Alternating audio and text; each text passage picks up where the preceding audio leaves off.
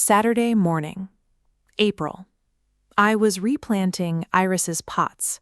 She had asked me to help. She was running errands, she said, and the plants needed fresh soil before the spring really set in, and I was good with plants, and she trusted me with her garden the way we trusted each other with everything. That was the kind of friends we were. I had my hands in the soil of the third pot when I felt it. Something hard. Something metal. I pulled it out, turned it over. A ring. Silver. Simple band. My husband's ring, the one he had told me he lost in the garden last October. I turned it over again, and beneath where the ring had been, still in the soil, still wrapped in the specific, careful way of something placed rather than dropped, a small folded piece of paper. I unfolded it. 2 words at the top. My husband's name, and below it, words I recognized as intention, as ritual, as the specific language of something that had been done deliberately, with purpose, in the soil of my best friend's garden. My name is Sage Calloway. I am 24 years old. I grew up in Olympia, Washington, an hour south of Seattle, a smaller city, the kind of place that has a particular quality of light in winter that is not dark exactly, but soft, the light of a place that lives much of its life indoors and has made peace with that. My mother was a librarian. My father taught high school chemistry. They were steady. That is the word I always use. A steady family, the kind that does not produce dramatic stories. I moved to Seattle at 21. I met my husband Owen at 22. I married him at 23. We bought the house on Meridian Street at 23 and a half, a small craftsman, the kind that Seattle is full of, with a porch and a garden, and a specific creek on the second step that we had talked about fixing for months and never gotten around to. We were young. We were happy. And next door, separated by a low cedar fence and a shared driveway, and the specific proximity of houses that were built in 1924 for people who were expected to know their neighbors, was Iris. Iris Vane. 24 years old, same as me. Her birthday was in March, mine in November, which made us the same age for 8 months of the year and 1 year apart for 4. She had moved in 6 months before we did. She had been standing on her porch when the moving truck pulled up. She had waved. She had walked over. She had said, "I made too much soup. Do you want some? Moving day soup is a real thing I just invented." I had laughed. I had said yes. We had eaten soup on my porch surrounded by moving boxes. And from that evening, from moving day soup and a wave from a porch, we had built the specific close friendship of 2 young women who are in the same place in their lives, living next door, with enough in common to have endless conversation and enough that is different to keep the conversation interesting. We had been friends for 8 months when I found the ring. 8 months. 243 days, approximately, of the kind of friendship that I had believed until that Saturday morning in April was the most uncomplicated good thing in my life. I need to tell you about Iris before I tell you anything else. Not to make her a villain, though what she did was wrong, and I have had to sit with the specific complexity of holding wrongness and humanness in the same person simultaneously. But because you cannot understand this story without understanding who Iris was to me before she was the person who put my husband's ring in the soil of her garden. Iris was vivid. That is the word. She had a quality of aliveness that was specific and genuine, the quality of someone who is fully present in every moment because she is constitutionally incapable of being anywhere else. She made things interesting. She had opinions about everything: food, music, the specific ethics of neighborhood aesthetics, the correct way to spend a Sunday. She was funny in the rapid, specific way of someone whose mind moves quickly and trusts that yours can keep up. She was also, and I say this as someone who knew her well, a person who wanted things intensely. Whatever she wanted in a given period, she wanted completely, and she had a way of pursuing what she wanted that was not calculating exactly, but determined, very, very determined. She was interested in Wicca. I knew this. She had been interested in it since she was a teenager. She had mentioned it early in our friendship, in the specific way people mention things about themselves that are meaningful, but that they are not sure how they will be received. She practiced. She had an altar in her bedroom. I had seen it. Candles, herbs, a small dish of salt, crystals in the specific colors that correspond to specific intentions. I had found it interesting. I had found her interesting. I had never thought about what it meant to be the subject of her intentions. Owen, my husband. He is 25, 1 year older than me. He works in urban planning for the city of Seattle, which is the correct job for someone who thinks about space the way Owen does. Not as a designer, but as a person who is interested in how people move through the world and what makes a place work or fail. He is thoughtful in the specific way of people who ask follow-up questions and mean them. He is not a dramatic person. He is steady. The word again, the word I keep returning to because it is the right one for both him and the family I grew up in and the life I had been trying to build. He had been different since November. I had noticed. I want to be honest about this. I had noticed, and I had attributed it to things that seemed plausible. Work stress, there had been a difficult project, the natural adjustment of the first year of marriage, which is its own kind of recalibration, regardless of how well-suited two people are, the specific quality of November in Seattle, which is dark and relentless and affects most people in some degree. He had been quieter. He had been less present. Not absent, not dramatically changed, but the specific degree of distance that a person notices because they know someone well and can feel the difference between them being there and almost there. He had started spending time in Iris's garden. This, too, I had attributed to something innocent. Iris was our friend.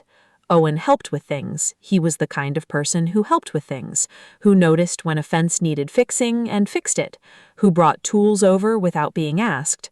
He had helped Iris with things before. There was nothing unusual about it, except that it had become more frequent and more extended. He would go over to help with something specific and come back 2 hours later. I had noticed. I had not acted on what I noticed, because I trusted Iris, because she was my friend, because the alternative was unthinkable, until it wasn't. April. Iris had asked me the week before if I could help with her garden while she ran errands on Saturday. Replanting, the spring repotting of the herbs and flowers she kept in the large terracotta pots along her front porch. She had good soil, she said. She'd already bought it. It just needed to be done, and she hated doing it alone. I had said yes without hesitation. Of course I had. Saturday morning, I let myself in through the side gate. She had given me a key, which tells you what kind of friends we were, and I started with the pots on the left side of the porch, working my way across. The third pot. Something hard. Something metal. A ring. I pulled it out slowly. I knew it immediately. Silver. Simple band. A small nick on the inside from where Owen had once caught it on a nail. A specific imperfection that I knew the way I knew the creak on the second step of our staircase. I turned it over. I looked at the soil it had come from. And I saw the paper. Folded. Small. Tucked beneath where the ring had been resting. I took it out. I unfolded it. The handwriting was Iris's. I recognized it. I had read her handwriting on birthday cards and grocery notes left on each other's porches, and the small pieces of paper we had been exchanging for 8 months. It was Iris's handwriting, and what it said The specific words, the specific intention they named, told me, in the language of a practice I had learned enough about from Iris herself to understand it, exactly what had been done. An earth spell. An intention to draw someone's focus and affection, with the specific object, the ring, that belonged to the person whose focus and affection she wanted. My husband's ring, buried in her soil, since October, since Samhain, since the night my husband had come home from Iris's and said he'd lost his ring in the garden somewhere and couldn't find it. I stood on Iris's porch in April, with the ring in one hand and the paper in the other, and I understood everything. I sat down on Iris's porch steps. I do not know how long I sat there. Long enough that the morning shifted around me. The specific Seattle spring, cool and green and impossibly beautiful, doing its thing around me, while I held a ring and a piece of paper and reorganized 8 months of my life. I thought about October. Samhain falls at the end of October. I knew this from Iris. It is the most powerful night in the Wiccan calendar, she had told me once. The night when the veil between worlds is thinnest, and intentions set in that darkness carry particular weight. She had set her intention in October. Owen had started being different in November. I was not, and have never been, a person who believes in magic. What I believe in is intention. What I believe in is the specific power of a person who wants something, really wants it with the specific focus that Iris brought to everything she wanted, and who acts on that wanting in ways both seen and unseen. The ritual had not changed Owen. Iris had changed Owen. With everything that came after the ritual, the increasing presence, the help with the garden, the extended 2-hour visits, the specific attention she had been giving him for months, all of it powered by the intention she set in October. The ring was evidence of the intention, of the planning, of the specific deliberateness with which my best friend had decided she wanted my husband. I put the ring in my pocket. I folded the paper. I put it in my other pocket. I stood up. I finished replanting the pots. I let myself out through the side gate.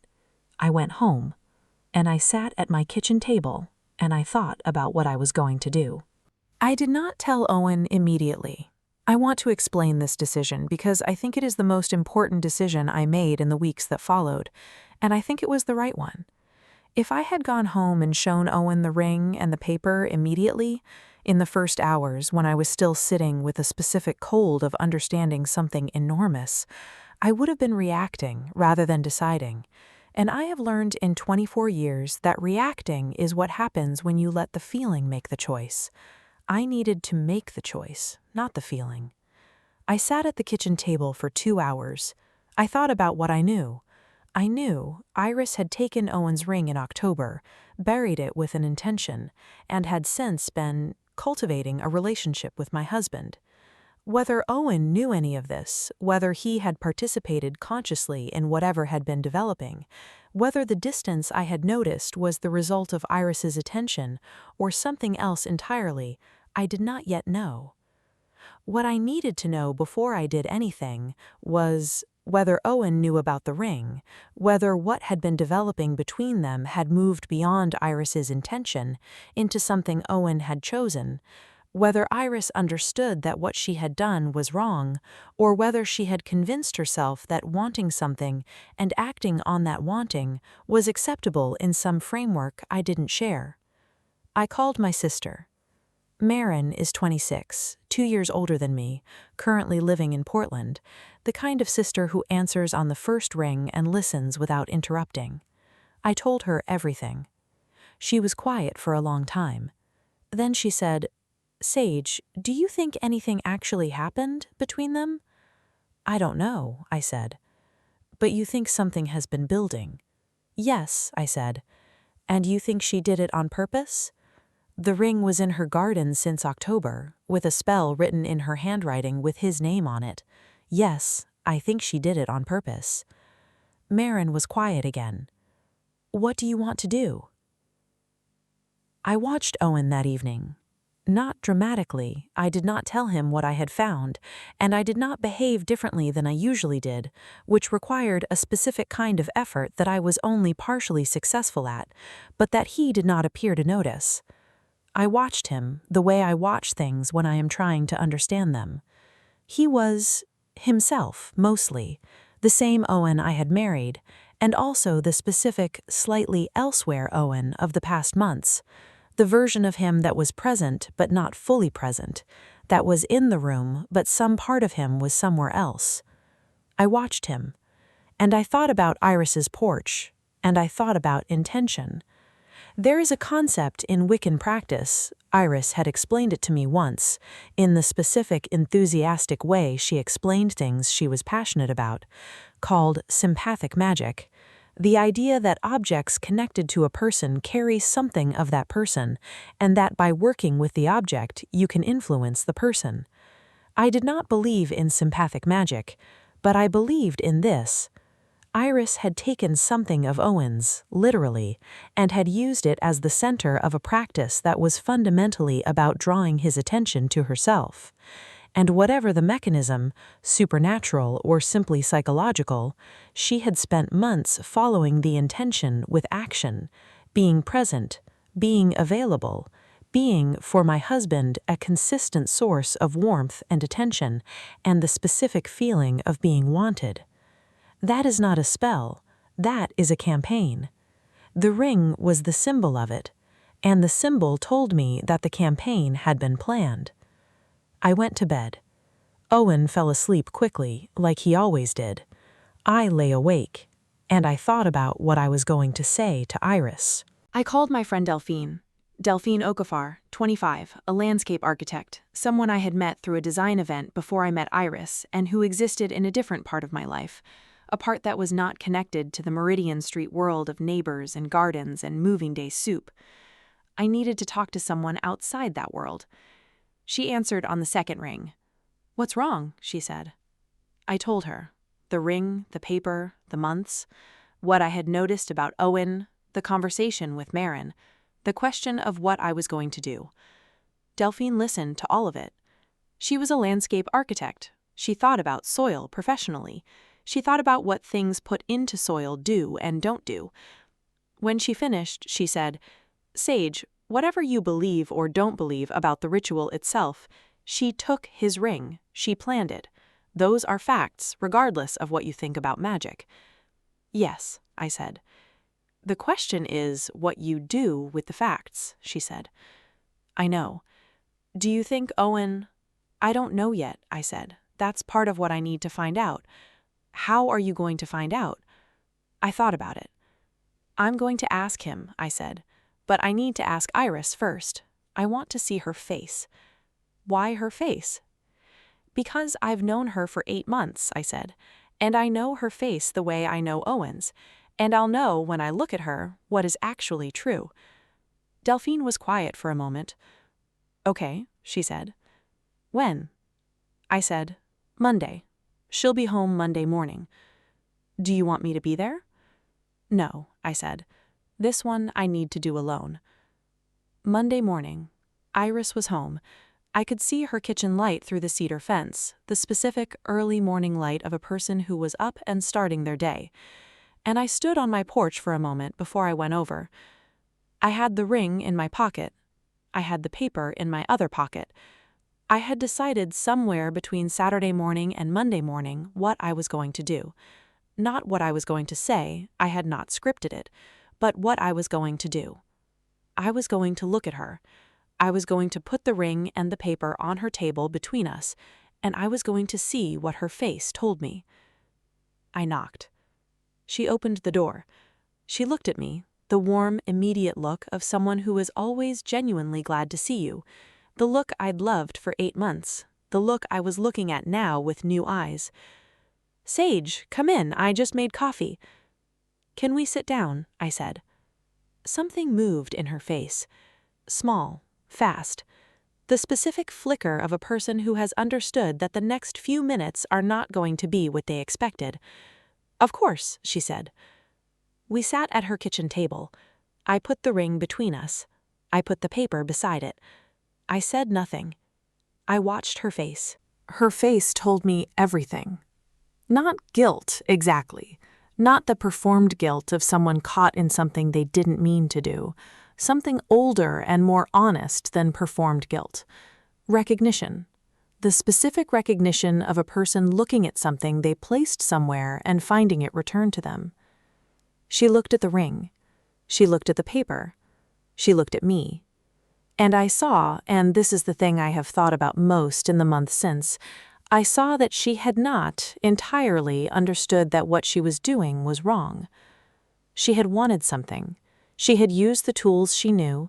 She had not, I think, fully thought through that the wanting and the tools involved a real person who had not consented to be wanted. Or perhaps she had thought through it and decided that what she wanted was more important. I do not know. What I know is what I saw on her face, and what I heard when she finally spoke. "I can explain," she said. "I know you can, but first I want to ask you something." She waited. "Has anything happened between you and Owen?" The longest pause. Not in the way you mean," she said. "We haven't, but it was going that direction," I said. She looked at the table. "Yes," she said. "She told me." In the specific halting way of someone who has been holding something and is releasing it under the specific pressure of being seen. The same Hain ritual, the ring she had found in the garden in October, she said, when Owen had been helping her with her fence. She had recognized it. She had kept it. She had wanted Owen since the summer. Not since we moved in, not from the beginning, since the summer, when something had shifted for her in a way she described with the specific iris intensity as overwhelming, like gravity, she said, like something she hadn't chosen but that had simply arrived. She used the ritual to, here she hesitated, finding the language, to align herself with what she wanted, not to harm, not to take, to call something toward her. She did not appear to hear, as she said this, how it sounded from where I was sitting. I let her finish. Then I said, "Iris, you took something that belonged to my husband. You buried it with a ritual designed to draw his attention away from me. You have spent the past months acting on that intention, and you are telling me that this is something that happened to you." She was quiet. "You framed it as gravity," I said, "as something you didn't choose. But you chose to keep the ring. You chose to perform the ritual. You chose to cultivate whatever has been developing. Those were choices." She looked at the table. "Yes," she said. "Owen," I said, "does he know about the ring? About the ritual?" "No," she said. "He doesn't know about any of that." "Does he know what has been developing between you?" A pause. "He knows he's told me that he's confused, that something feels different. He doesn't know why." I sat with that. My husband had told her he was confused. He had not told me. "I'm going to talk to Owen, and then I'm going to decide what comes next, but I need you to understand something first." She looked at me. "You were my friend," I said. "You were the person I trusted most after Owen. You were the person I gave a key to my house. The person I told things to that I don't tell other people. You were my friend, Iris, and you used that to get close to my husband." Her eyes had filled. "I know," she said. "I don't know yet what I'm going to do with that. I need time." I picked up the ring, I left the paper, and I went home. The conversation with Owen happened that evening. I put the ring on the kitchen table. He looked at it. "Where?" "Iris's garden. In the soil of her third pot under a spell she wrote with your name on it." He stared at the ring. "She kept it," he said slowly. "Since October?" "Yes." "I didn't—" He stopped. "I had no idea." "I know," I said. "I believe you." He looked up. "But you know something has been different," I said, "with you since November, and I need you to tell me honestly what you know about that." He was quiet for a long moment. This is the part of the story that I have thought about most carefully in the months since, how to tell it honestly without making it simpler than it was, and without making it more dramatic than it needs to be. Owen told me that something had been shifting in him since the fall, not a decision, not a choice to feel differently, but the specific experience of finding himself drawn to someone in a way that confused him and that he had not acted on and had not told me about because he had not understood it himself and had been hoping it would resolve. He had not acted on it. He had not told me. He had been sitting with something he didn't understand, hoping it would go away. It didn't go away because she was feeding it, intentionally, with everything she was doing, I said. He looked at the ring. He used something of mine, he said. Yes, I said. He was quiet for a long time. Then he said, "What do you need from me?" Not, "What do you want to do?" Not, "I'll do whatever you say." What do you need? I thought about it. I need you to be honest with me, I said, about everything you haven't told me since November. I need to know exactly what has been developing so I know what I'm actually dealing with. Okay, he said. And then, I said, I need to think about what I want to do about Iris. Owen and I talked for 4 hours, the specific long conversation of two people who have been married for 1 year and have just found out that the first year had a layer in it that neither of them fully saw. He told me everything, what he had noticed, what he had felt, what he had told himself, what he had told Iris, the conversation where he had told her he was confused, which he had apparently understood, even as he said it, as a mistake in the sense that he should not have said it to her rather than to me. He had not acted on it. He had not kissed her, had not crossed the specific physical line that would have made everything a different kind of story. He had been confused and he had been handling it badly, and he had not told me. That was the honest shape of what had happened from his side. I believed him, not because I was naive, because I had watched his face for 2 years and I know his face, and I believed him. And then I told him something else. I told him about Iris's intentions, not about the magic specifically, not the metaphysics of whether an earth spell can draw a person's attention, but the intention behind it, the deliberateness, the months of planning, the specific campaign of someone who had decided to want my husband and used our friendship as the access point. He listened to all of it. When I finished, he said, "She used our friendship." "Yes," I said. "She used the fact that you trusted her to get close to me." "Yes," I said. He looked at the ring, still on the table between us. "What do you want to do about us?" he said. I looked at my husband, 25 years old, the person I had married at 23, on the specific calculation that the rest of my life with him was more interesting than the rest of my life without him. "I want to figure it out," I said, honestly, both of us.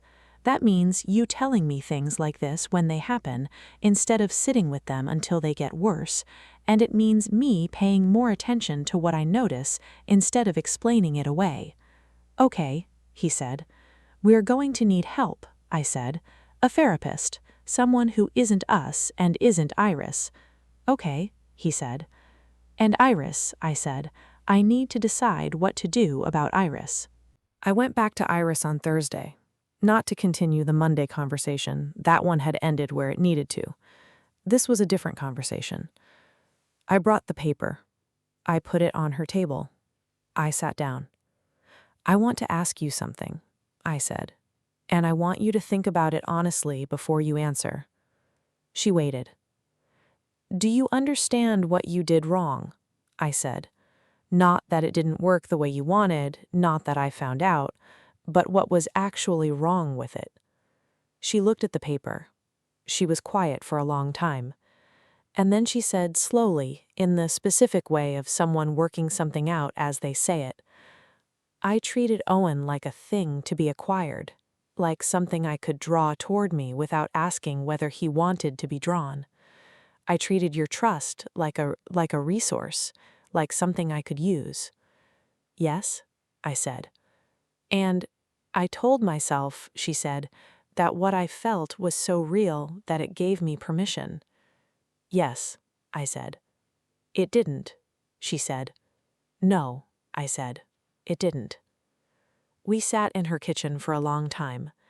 At some point she said, "Are we—" "I don't know," I said. "I don't know what we are yet. I need more time." "Okay," she said. I stood up. I left the paper. I went home. 2 weeks after Monday, Iris left a package on our porch. A small box. Inside, Owen's ring, which I had taken home but which she had apparently found a way to acquire again for this purpose. No, that is wrong. The ring was still in my kitchen drawer. What was in the box was different. A note. Her handwriting. Not an intention this time, an acknowledgement. She wrote that she had performed a releasing ritual, that she had returned the intention to the earth, and asked the elements, the same ones she had asked in October to draw Owen to her, to release what she had tried to bind. She had released it. I am not a person who believes in magic, but I believe in intention, and I believe that the act of acknowledging what you have done and consciously releasing it is, regardless of the metaphysical framework, a real act, a human act, the specific act of someone who has decided that the wanting ends here. I held the note for a long time. Then I went inside. I showed Owen. He read it. He looked at me. "What do you think?" he said. "I think," I said slowly, "that she meant it." "Does it change anything?" he asked. "I don't know yet," I said. "I need more time." It has been 7 months. 7 months since a Saturday morning in April and a ring in the soil of the third pot on Iris's porch. Owen and I are in therapy. We have been going every other week since May. Our therapist's name is Dr. Marcus Webb. He is 52, patient, the kind of therapist who asks the same question 3 different ways until you understand what you're actually saying. We have been doing the work that the first year of marriage, in its ordinary version, would not have required us to do this early. It is hard work. It is also, in the specific way that hard things done properly become valuable, good work. Owen is more honest with me now than he was in the first year. I am more honest with him. Not because the dishonesty had been deliberate. It had been the specific, inadvertent dishonesty of 2 people who were assuming that their shared life meant they understood each other more than they actually did. We understand each other now. Earned. The hard way. But more. Iris and I have not resumed our friendship. I want to be clear about this without making it sound more definitive than it is. I have not decided permanently that the friendship is over. I have decided that I am not ready to return to it, that the specific trust required for the kind of friendship Iris and I had, the trust that gave her a key and the knowledge of my life and the access to my husband, cannot be rebuilt on the timeline that I would need it to be rebuilt to make that friendship work again. Maybe eventually. I do not know. She is still next door. We see each other in the specific, unavoidable ways of neighbors. The driveway, the porch, the morning light across the cedar fence. We acknowledge each other. We are civil. We are not friends. She has, as far as I can tell, stopped tending her pots with the same attention she had before. The herbs are still there, but the specific, deliberate cultivation of her garden, which I now understand had a layer in it I had not seen, is different. She is doing her own work, I think. I hope. I have thought a lot about the ritual, about what it means to want something so intensely that you use every tool available to you to draw it toward you. Iris had wanted Owen.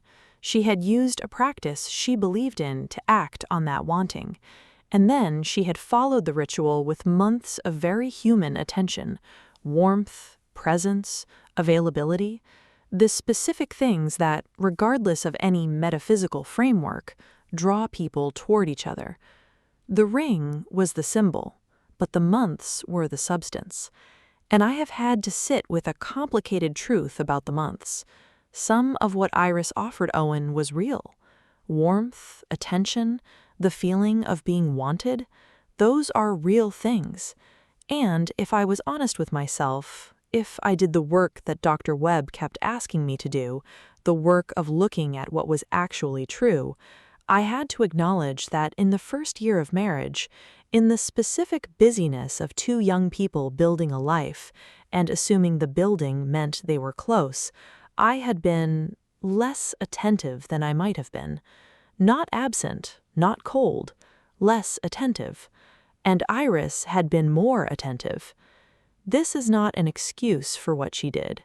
It is a truth I needed to look at, because if Owen and I were going to build something that lasted, I needed to look at everything, including myself.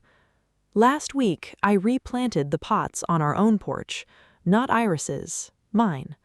Herbs I had picked out myself, rosemary, lavender, a specific variety of mint that Owen likes and that will probably take over everything by August, which is what mint does and which I have decided to allow. I had my hands in the soil. It was a good feeling. There is something clarifying about soil, the specific texture of it, the way it holds what you put into it and releases what it doesn't need, the way it gives back what you give it over time. Owen came out. He sat on the porch step. He watched me for a moment. "Need help?" he said. "I've got it," I said. He nodded. He stayed anyway. We were quiet for a while, the specific, comfortable quiet of two people who have learned to be in the same space without filling it. "Sage," he said. "Yeah?" "I'm glad we're still here," he said. I looked at the lavender in my hands. "Me too," I said. I planted it. The roots went in. The soil closed around them. I pressed it down with my palms. That's the whole story, or the part I'm ready to tell. I want to say something about soil, about what we put into it and what we find there. Iris put a ring into the soil of her garden. She put an intention with it. She put months of careful attention on top of it, and she grew something. Not what she intended, or not only what she intended. She also grew the conditions by which everything was eventually found. Because soil holds what you put into it, but it also reveals. Things buried in soil are not gone. They are waiting.